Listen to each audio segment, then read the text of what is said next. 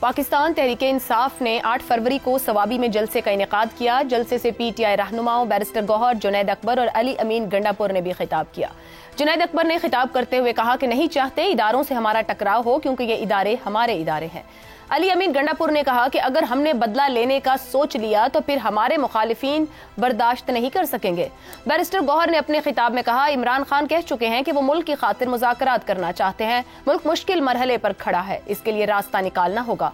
पाकिस्तान की सियासत इमरान खान के बगैर नहीं चल सकती। 8 फरवरी को पीटीआई ने मुल्क भर में एहतजाज की कॉल दी हुई थी, मगर सबसे बड़ा एहतजाजी जलसा सवाबी में ही होना था। खैबर पख्तूनख्वा 2013 से पीटीआई का मजबूत गढ़ माना जाता है। इस अरसे में पीटीआई ने सूबे में जितने भी अहम जलसे किए, उनमें एक तो इंतजामिया की मदद और फिर किसी हद तक हामियों की तादाद भी काबिल जिक्र रही। खैबर पख्तूनख्वा में पीटीआई ये जवाज नहीं बना सकती कि उसके लीडर्स और कारकुनों के लिए रुकावटें खड़ी की जा रही हैं। इस मर्तबा तो पीटीआई ने यौम सियाह के नाम पर बड़ी हाइप भी बनाई।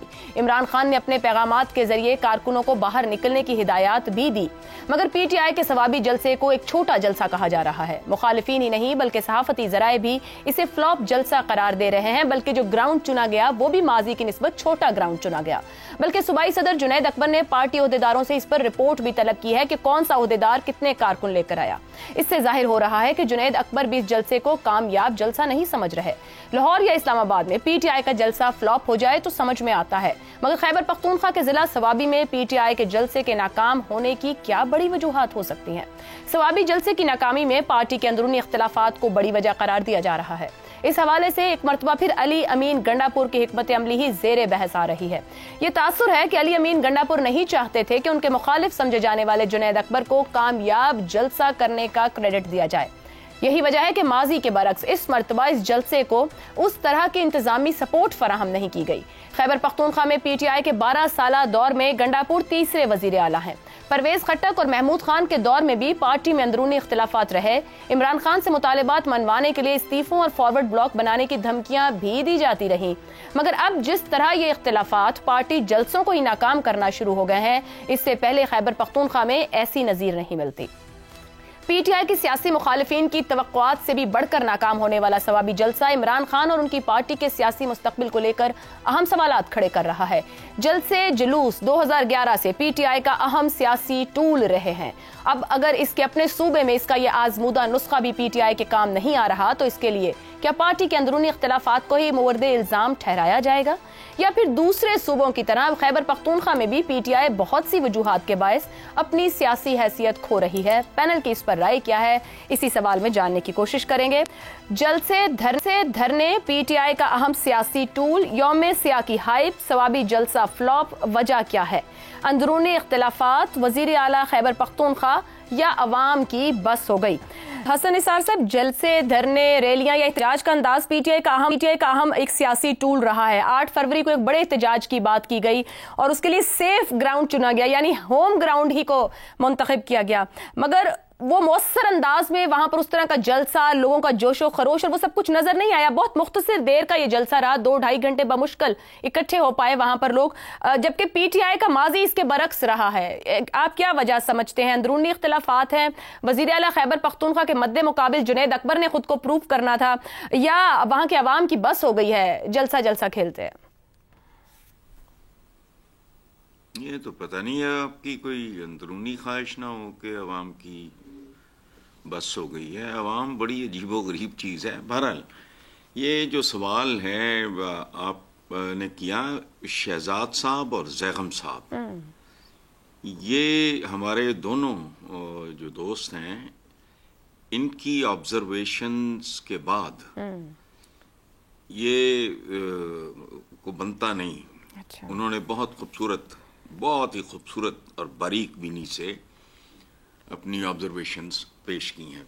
अच्छा, दूसरी बात, आपने वो टूल शूल की बात की है, तो पीटीआई का अहम तरीन फैसला कुन तरीन तो टूल जो है, टूल मैं इन्वर्टेड कॉमर्स में कह रहा हूँ, वो तो अरसा से जेल में है।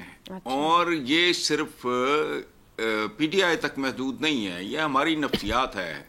हम बुत परस्ती छोड़ के, हम में से मेजॉरिटी जो है वो अब शख्सियत परस्ती में वो पनाह ढूंढती है। पीपल्स पार्टी का मतलब है भुट्टो, इसका मतलब है नवाज शरीफ, तो वो अच्छा باقی جو کو کسر ہے وہ لوگ پوری کر رہے ہیں جن کے اندر اختلاف اور انتشار سنبھالا ہی نہیں جا رہا. وہ ایک ریالٹی ہے. میں یہاں تھوڑا ڈیفر کروں گا.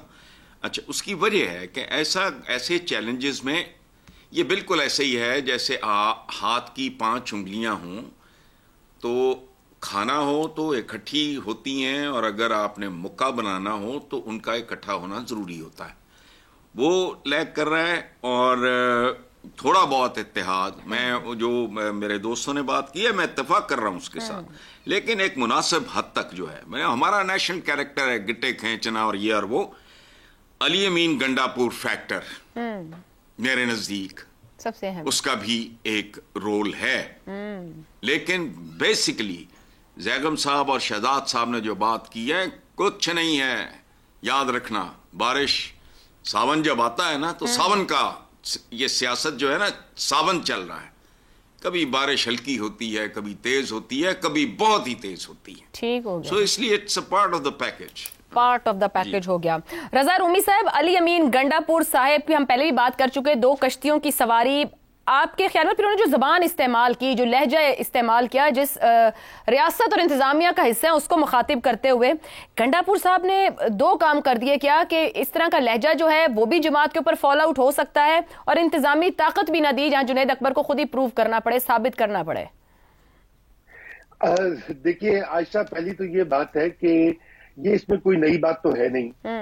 گنڈا پور صاحب پہلے بھی اس طرح کے بیانات دیتے رہے، بہت جوشیلے، بلکہ اس جلسے میں تو انہوں نے قدرے کچھ ماڈریٹ باتیں ہی کی ہیں. اس سے پہلے تو بہت سخت باتیں کر چکے ہیں، بندوقوں کی اور گولیوں کی اور کفن کی اور اس طرح کے کئی وہ استعارے استعمال کرتے ہیں.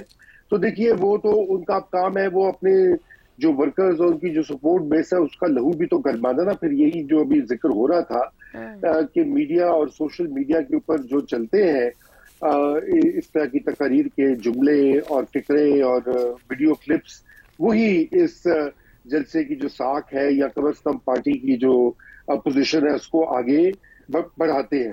لیکن یہ بات واقعی حیران کن ہے کہ پاکستان تحریک انصاف کا گھر ہے خیبر پختونخوا، اور وہاں پر یہ میں دیکھ بھی رہا تھا، میری بات بھی ہوئی 1-2 رپورٹر سے، اور انہوں نے کہا کہ پچھلے جلسوں کی نسبت اس میں کم لوگ تھے.